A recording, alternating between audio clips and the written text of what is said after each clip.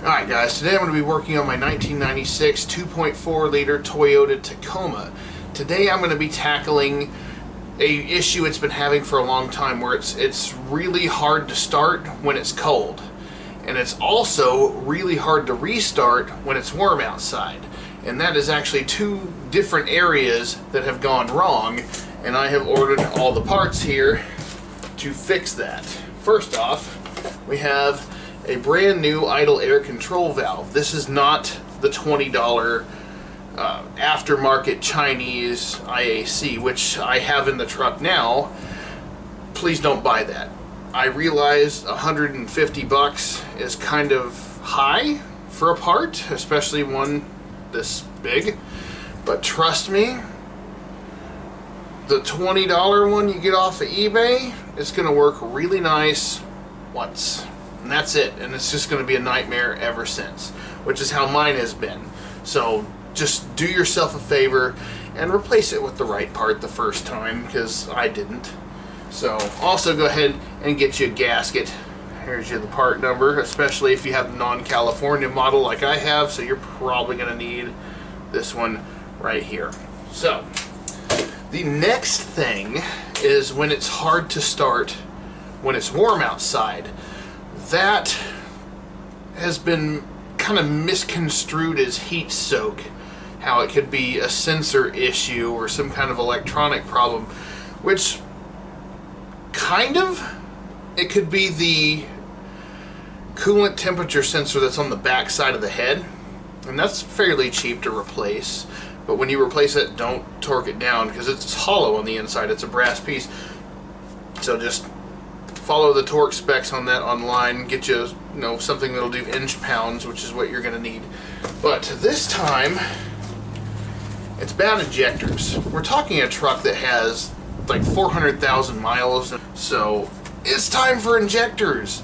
They're a electronic and also mechanical part. It is a solenoid valve that opens and closes over and over and over and over and over, and over time with heating up the part and cooling the part, heating the part, cooling the part, and running tons of fuel, which is made out of God knows what, depending on what station you go to. It's going to wear out over time. If it's not just the fuel pressure running past the needle for decades on end, wearing it down, it's going to be opening and closing, vibration from the engine, stuff like that is going to wear out these parts, and they are expensive. Please don't cheap out on injectors. This, oh my gosh, do I even have the invoice in this box? Which part do I got here? Standard motor product for fuel injectors. I'm going to tell you it was about 3.5, honestly.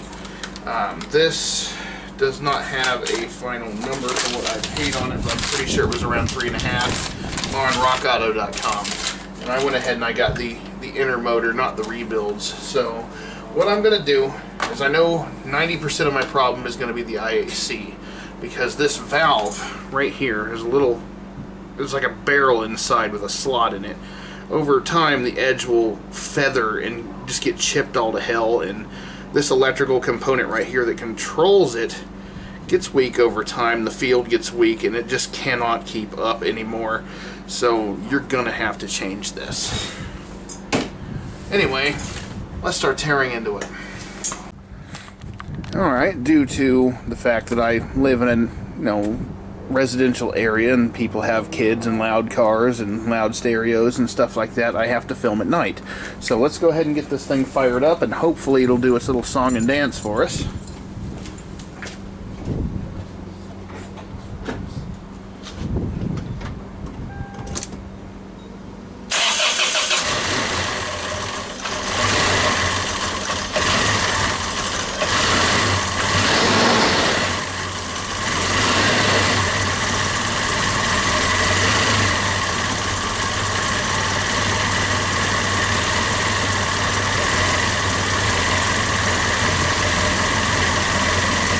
Alright, and the first step to changing all this is I'm going to have to get the throttle body out. So I need to work my way towards that goal.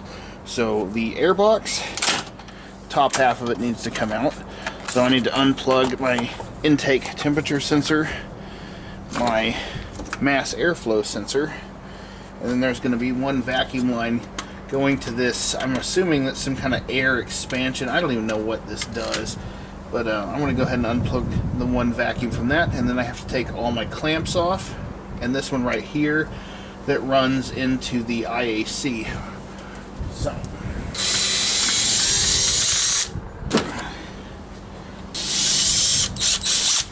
alright, normally this would have 2 bolts that hold it to the block back here, but my bracket is actually broken years ago, so I don't have to deal with that. But on yours, you'll probably have to take the bolts off. Now, as you can see, there used to be something here. That's this bracket here. It's still bolted to my block. But this actually makes it a little easier. Now, as for the throttle body, it can look a little intimidating at times, but it's really not. I've had this thing out a few times. You just have to disconnect some hoses here and there, and a lot of them can only go to one place. The throttle body is held on with 4 bolts. This one right here is the hardest to get at, but you can get at it with an extension.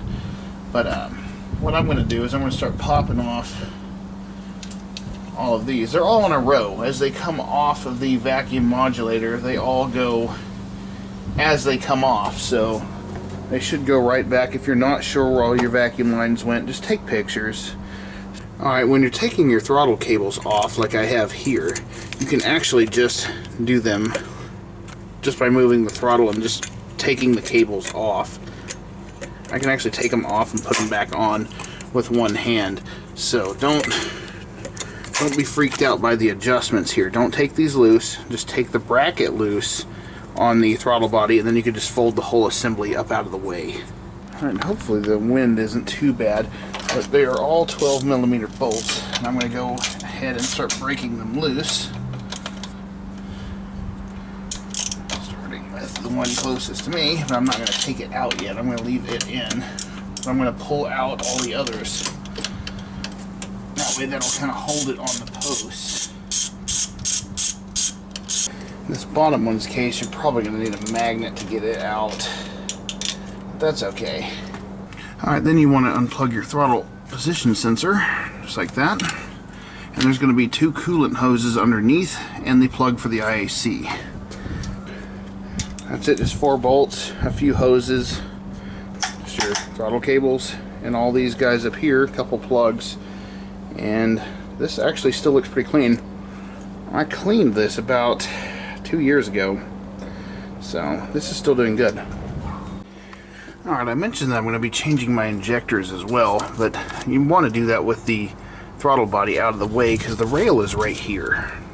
You would take this bolt out back here, and this bolt out right here, and you would take this line off for the fuel pressure regulator, and the whole thing should come out. I think there's a banjo in the back with the main fuel line. The whole thing will come out at that point, and you can change all 4 injectors. It's pretty easy. Alright, and the cause of all our trouble is right here. This horrible aftermarket IAC that I never should have spent money on. So, I need to crack loose all of these Phillips heads. I'm going to need AP tube for that, and just hope I don't strip anything. It shouldn't. It's like I said, I've had this off recently. And I have a habit of anti-seizing everything, so looks like we could probably use another round. Okay. Gosh, that does look really burnt in there. Well, that's not good. Well, another fail for Chinese parts, I guess. But you live, you learn, you move on. Try something else. This clearly didn't work. It was a great idea at the time. I mean, it was like 27 bucks with free shipping. So, I mean, yeah, financially at the time I just couldn't swing the real part, but thank you, stimulus check. That's all I gotta say. And people are texting me. Man, it's like 12 o'clock at night. Ever since I've purchased this truck, it was abundantly clear that the previous owner didn't take care of it They just didn't. Once again, new gasket. This is a Felpro throttle body gasket for the IAC, and the part number is 61152. So, highly recommend Felpro. They haven't done me wrong yet. Now, figuring out which direction it goes. Obviously, the coolant passage is this L-shaped, and this hole is idle air, so we're going to put her on that way. But first, let me get some anti-seize. This is what I'm using, actually, the Permatex anti-seize lubricant. As you can tell, I've been using this for years. This jar will last you probably forever. So, take some anti-seize, wipe it across the threads, drop it in, repeat. And in case you're wondering, I've already done this to my neighbor's Tacoma, and his was doing the exact same thing mine is doing now. And I've put the new IAC and new injectors on that, and his truck sounds brand new. So, I know this is the problem. That's what fixed it. So, it wasn't, this is just a shot in the dark. I've done this before, and yes, it fixed the problem. There's one more thing I need to do in this region under the hood, and that is, y'all probably would have noticed that there's glue on this. It's because the clip broke on my IAC plug years ago, and I didn't know that you could just replace the plug.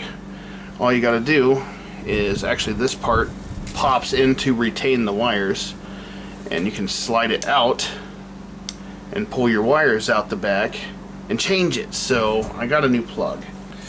Alright, well, I've succeeded in pulling the entire fuel rail with all 4 original injectors still on here, and as I was pulling it out, I noticed that the seals on here are just shot. All of them. That one's got a big split in it. I don't even know if you can see that. That is not good. The injector plugs are surprisingly easy to get off. They don't take a lot of effort at all, so I didn't film that either. But these are absolutely filthy, and 3 of them are quite wet and 1 of them is very dry. So I'm going to say these 3 are probably leaking. These 3 right here. And what happens when it's hot outside is your fuel pressure actually increases as the vehicle, as the heat from the engine just kind of like soaks into everything, essentially heat soak, and it'll expand that fuel. And the needle and seat in here, they're not what they used to be when they were brand new. These needles and seats in here are completely worn out. Any kind of seals that are inside are worn out. So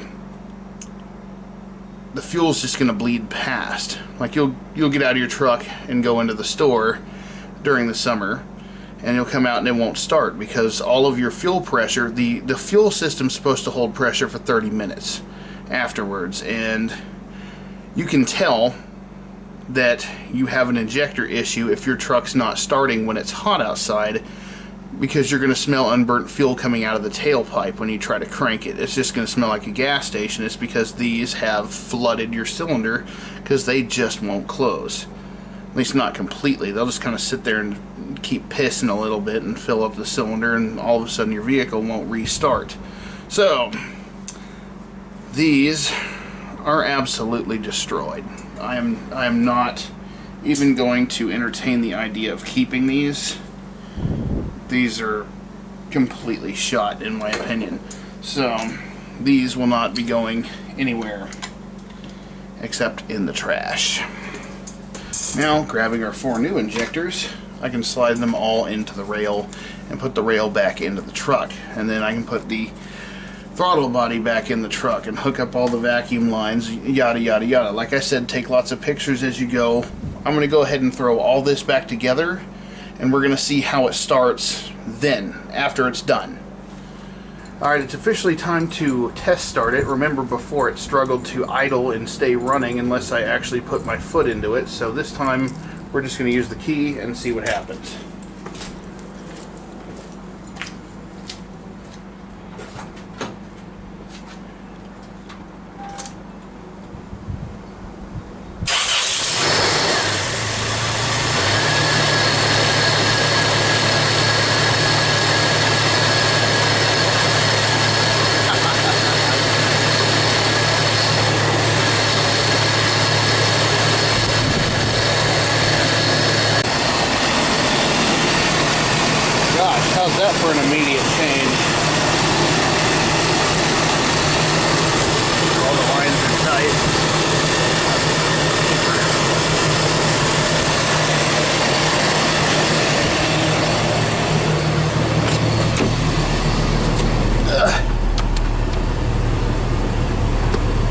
Whoa, my steering wheel's not shaking.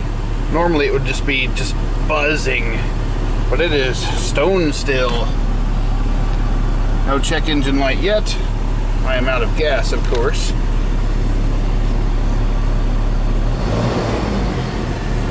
I'm gonna let it warm up, and then, hey, I may take it for a drive. Let's see what happens when we turn the air conditioner on. It's a completely different truck. Turn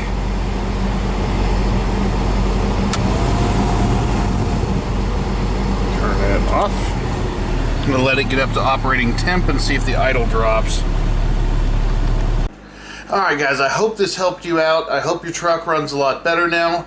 A lot of effort went into making this video.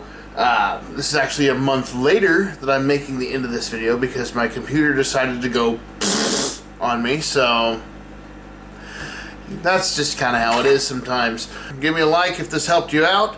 Stay tuned for more, and I will see you guys next time. Thanks for watching.